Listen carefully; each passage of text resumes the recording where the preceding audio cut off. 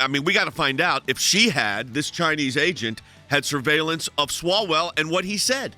And you know she did. So why aren't the FBI agents talking to him? Eric Swalwell is caught up in a Chinagate scandal that apparently a Chinese foreign agent named Christine Fang was posing as a college student at California State University East, but was also able to get interns placed at Eric Swalwell's congressional office, was a financial bundler, meaning she was able to raise money for his campaign from multiple sources. And you ask, how does a college student do that?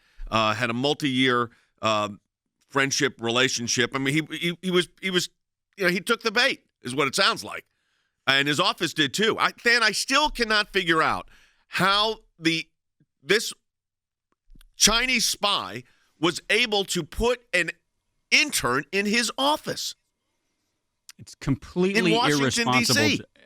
It's unthinkable. I mean, I've been in the position of hiring for those positions, been in the position of advising for that.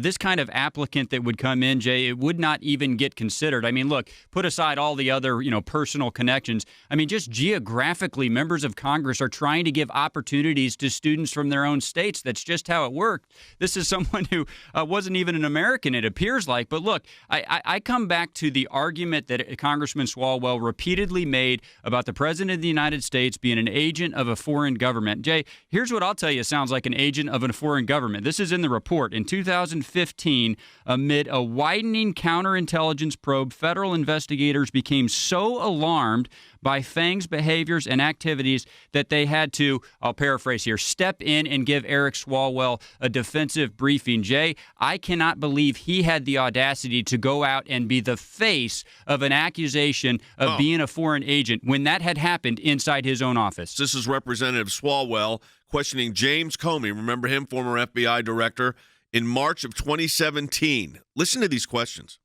I want to talk about the Kremlin playbook. And there are a number of ways that a foreign adversary could seek to influence a person. Do you agree with that? Yes. Financial? Yes, that can be one. Romance, you said, is another? Yes. Compromise? Correct. Setting up a compromise? Sure, to execute on a compromise, yes. How about inadvertently capturing a compromise? Meaning they have vast surveillance and you stumble into that surveillance and are caught in a compromise.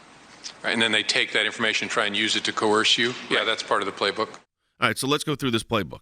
So let's now take out, I'm going to use the exact language, but we're going to say I want to talk to you about Chinese government, Communist Party's government in China. Right. It's playbook, and there are a number of ways a foreign adversary could seek to influence a person. And then he says, do you agree with that? And the answer to that, of course, from James Comey is yes.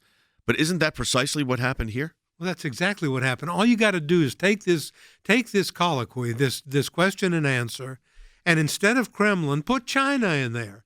Just put China or Chinese in there. And you can just say, Comey says, Comey answers him. He asks the question Swalwell does, are there a number of ways that the Chinese could influence a person? He said Kremlin, but I'm saying Chinese now. And Comey says yes. Financial? Yes, that can be one. Well, what was Fang but a fundraiser for donors for Swalwell? Yes, that can be one. And then Swalwell says, romance, you said, is another? And Comey says yes. I'm not going to allege anything. Right, don't. But, let's be realistic here. Compromise? Yes. That's exactly what setting up a compromise? Sure. To execute on a compromise? Yes. How about inadvertently capturing a compromise, meaning they have vast surveillance and you stumble into that? And how do we got to find out if this Chinese agent had surveillance of Swalwell and what he said. And you know she did. So why aren't the FBI agents talking to him?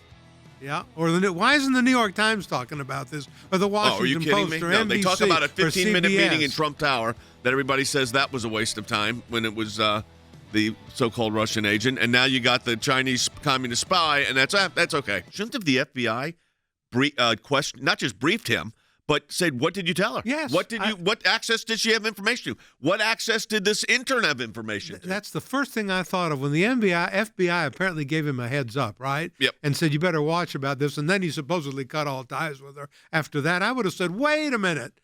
I want to talk to you, Mr. Swalwell. You come in here, and I'd have had two agents in there, and I'd have said, tell me about Fang.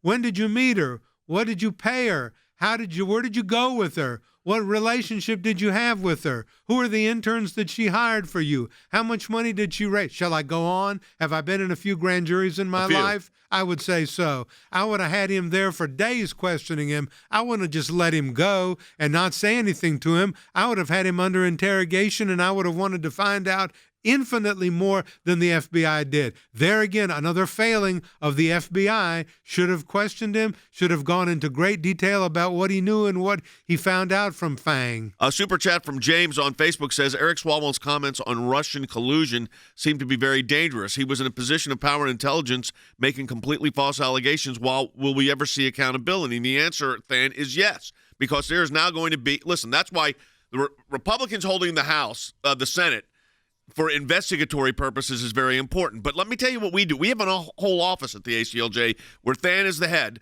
that gets into this stuff. And it's thousands of pages of documents you got to go through to get to the meat. But you get to the meat, but it just takes time. Look what we took the IRS down. I mean, don't forget that. We took the IRS down for what they did to the conservative and Tea Party organizations and the pro-life groups. Took it down. Their whole process had to change. Took years of litigation. You get to the bottom of this stuff. It's frustrating, really frustrating, but you got to stay with it.